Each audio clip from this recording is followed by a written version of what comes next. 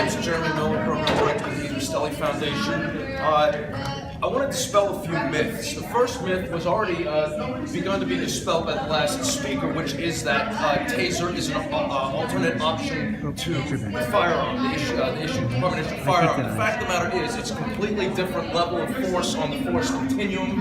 It's even stated in the draft policy that it is not intended for this use. Secondly, I want to point out the fact that what is not contemplated here is what the people have been consistently demanding, which is de-escalation, non-violent de-escalation, as opposed to more use of force. Another fallacy that I want to point out, or misconception, is the idea that this introducing tasers is a new idea. In fact, police chiefs since Heather Fong in 2004 have attempted to introduce tasers to the San Francisco Police Department, and every single time the people have stood up and said, no, we don't want tasers. So this is going on 13 years of the POA and Taser International, now Axon, attempting to defy the will of the people of San Francisco. I want to talk about, there's another misconception. Officer injury was brought up. Virtually every study that addresses the issue of officer injury does not have a control factor for the distinction between a broken back and a skinned knee. So none of the numbers in the studies about officer injuries being reduced by tasers are coherent at all. Since 1983, minimum of 1,044 people have been killed by tasers. Taser paid-for studies tend to offer up lower numbers, but we have names, dates, addresses for all of these deaths. A sampling, a just brief recent sampling of these, and I'll stick mainly to California. How about March 7th, 2016, Jose Cordoba, 28 years old. His officer interaction begun only based on an allegation of reckless driving, no other charges augmenting it. Tased, dead. No conviction, no nothing. December 8th, 2016, Christopher Victor Murphy, mental health consumer, 41 years old, Sacramento, this is CHP.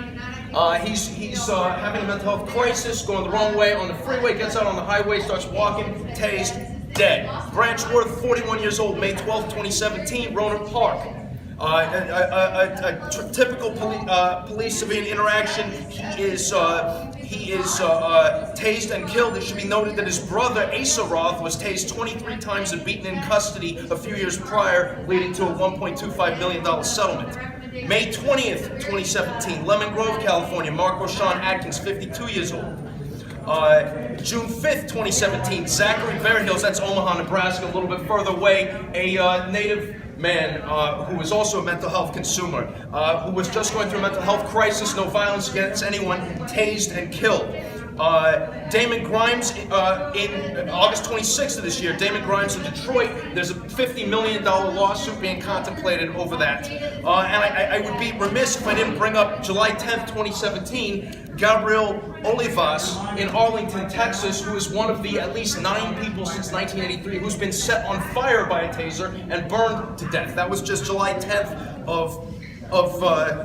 of this year. It has, incidentally, 10 years ago in 2007, also been labeled as a torture device by the United Nations Commission on the Prevention of Torture and whatever the rest of that name is. So, in short, there's a lot of misinformation going on over here, but the key points are: 1, there's no reliable evidence that says this is going to reduce officer injury. 2, it is not even being contemplated as a replacement for the gun, so anyone that tries to sell that is selling you just fake business.